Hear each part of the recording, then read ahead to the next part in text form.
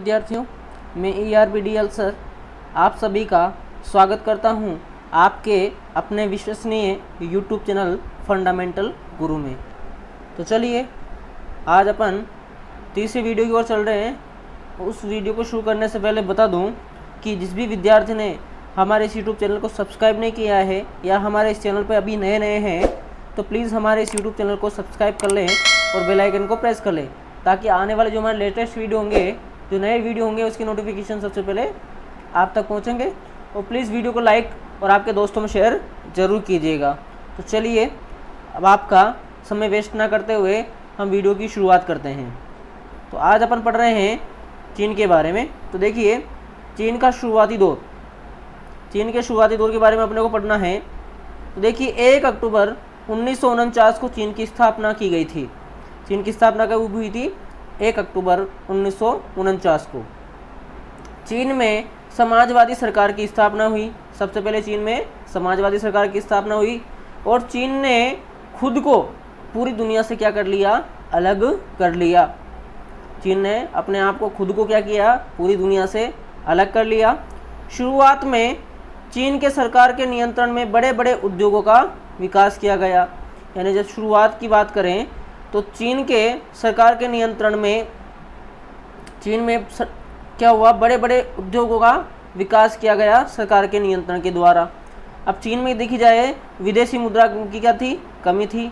तो इसके कारण चीन ने क्या किया है? विदेशों से तकनीक और सामान मंगाना मुश्किल था, तो उसने क्या किया? सभी चीज़ों का उत्पादन देश के अंदर करने की कोशिश की।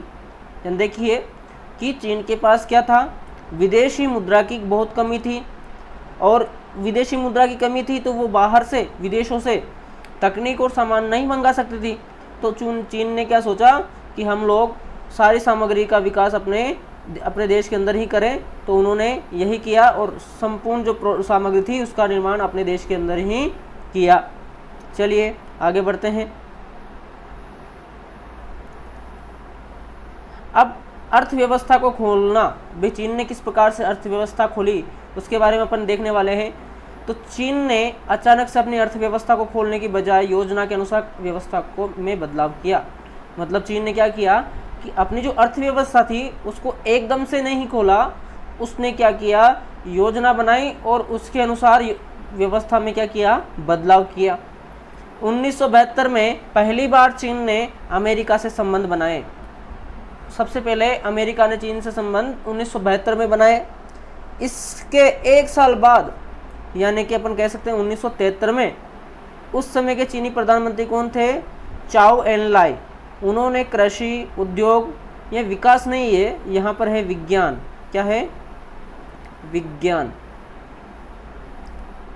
विज्ञान और प्रौद्योगिकी में विकास का प्रस्ताव रखा। किस किस में? कृषि, उद्योग, सेना एवं विज्ञान और प्रौद्योगिकी में विकास का प्रस्ताव रखा।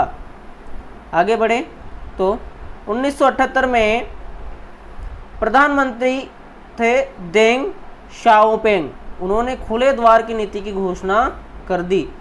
कैसी नीति? खुले द्वार की नीति की उन्होंने घोषणा करी कि हमारे द्वार क्या है?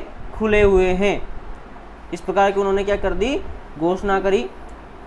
अब देखिए अर्थव्यवस्था को खोलने के क्या कारण रहे? तो अर्थव्यवस्था जो उन्होंने खोली तो उसके बाद क्या क्या हुआ? तो देखिए 1982 में खेती का उन्होंने निजीकरण कर दिया।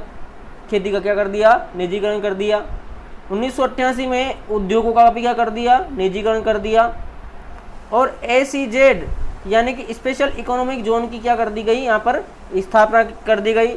और 2001 में विश्व व्यापार संगठन में क्या हो गया? ये चीन शामिल हो गया। यानी याद रखना कि ये जो प्रक्रिया थी, इसी प्रक्रिया को चीन का उत्थान कहा जाता है। ये जो पूरी प्रक्रिया थी अर्थव्यवस्था खोलने के बाद की जो कंडीशंस थी, उसी को क्या कहा जाता है? चीन का उत्थान कहा जाता है। यहाँ तक क्लियर है? चलिए नेक्स्ट स्लाइड में चलते हैं। अब देखिए चीन की नई आर्थिक नीतियों के परिणाम देखिए कि नई जो आर्थिक नीतियाँ थी उसके क्या क्या परिणाम रहे। तो अर्थव्यवस्था में गति आई। जो चीन की अर्थव्यवस्था थी उसमें क्या आई? तीव्रता आई, उसमें गति आई। कृषि के निजीकरण की वजह से किसानों की आय बढ़ी। कृषि का इन्होंने क्या किया था, निजीकरण कर दिया था, तो इस कारण से किसानों की आय में क्या हुई, बढ़ोतरी हुई। चीन में विदेशी निवेश की मात्रा में वृद्धि हुई, क्योंकि इन्होंने खुला द्वार की नीति अपनाई थी, द्वार खुला है, तो विदेशी निवेश की मात्रा में भी क्या हुई, धीरे धीरे वृद्धि हुई। अब जब विदेशी निवेश ज़्यादा होगा तो विदेशी मुद्रा की मात्रा भी क्या होगी, बढ़ेगी। और चीन ने दूसरे देशों में भी निवेश करना शुरू कर दिया। जो ही चीन में विदेशी निवेश हुआ तो चीन के पास क्या हो गई, विदेशी मुद्रा हो गई, और विदेशी मुद्रा उसके पास ज़्यादा होने से चीन ने भी क्या करना शुरू कर दिया, दूसरे देशों में निवेश करना शुरू कर दिया। चीन विश्व में आर्थिक शक्ति बनकर उभरा है, यानी कि आज की कंडीशन में देखा जाए तो चीन क्या है, एक बड़ी विश्व की आर्थिक शक्ति बन चुका है। अब अपन देखते हैं भारत और चीन के किस प्रकार के संबंध रहे हैं, तो उनके बारे में अपन यहाँ पर देखने वाले हैं कि भारत और चीन के संबंध। तो देखिए सबसे पहले समस्याएं देखते हैं कि भारत और चीन के मध्य क्या क्या समस्याएं हैं। देखिए हमें पता है कि जैसे कि 1962 में चीन और भारत का युद्ध हुआ था, जिसमें भारत को बुरी तरह से हार का सामना करना पड़ा था, तो ये समस्या है। फिर जम्मू कश्मीर और अरुणाचल प्रदेश का सीमा विवाद, जो जम्मू कश्मीर में चीन का बॉर्डर लगता है और अरुणाचल प्रदेश में भारत और चीन का बॉर्डर लगता है, तो वहाँ पर भी समय समय पर क्या है, कभी कभी विवाद चलता रहता सीमा के लिए। उसके बाद में तिब्बत पर चीन का कब्जा जमाना, जो तिब्बत है भारत का पड़ोसी देश, उस पर क्या किया, चीन ने कब्जा जमा लिया। तो तिब्बत के जो एक गुरु थे दलाई लामा, उसको भारत ने क्या की थी, शरण दी थी। तो इस शरण की वजह से भी समस्या भारत और चीन के मध्य क्या हुई है, बड़ी है। तो भारत द्वारा दलाई लामा को शरण देना। अब प्रयास और सुधार की बात करें कि भारत और चीन के जो संबंध हैं उनको सुधारने के क्या क्या प्रयास हुए, तो देखिए सबसे पहला है पंचशील समझौता। जो पंचशील समझौता है ये पहला प्रयास और सुधार माना जाता है।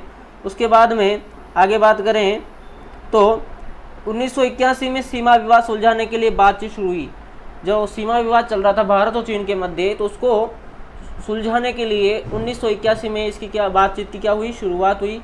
और 1988 में राजीव गांधी ने चीन का दौरा किया और संबंधों में कुछ सुधार आया। जो ही 1988 में तत्कालीन प्रधानमंत्री राजीव गांधी जो ही चीन के दौरे पे गए, तो भारत और चीन के संबंधों में कुछ क्या हुआ, सुधार आया। उसके बाद देखें आर्थिक सहयोग बढ़ा और व्यापार में भी क्या हुई, वृद्धि हुई। भारत और चीन के मध्य आर्थिक सहयोग बढ़ा और दोनों ने एक दूसरे में व्यापार करने की कोशिश करी, तो व्यापार में भी धीरे धीरे क्या हुई, वृद्धि हुई। तो इस प्रकार से ये अपना सत्ता के वैकल्पिक केंद्र वाला लेसन कंप्लीट हो जाता है। अगले वीडियो में हम नए पार्ट की ओर बढ़ेंगे, तो प्लीज़ ये वीडियो लाइक एंड शेयर ज़रूर कीजिएगा और ज़्यादा से ज़्यादा दोस्तों में शेयर करें ताकि उनको भी इस वीडियो के माध्यम से पढ़ाई का फ़ायदा हो सके। तो अब दीजिए मुझे आज्ञा, चलता हूँ। जय हिंद, जय भारत।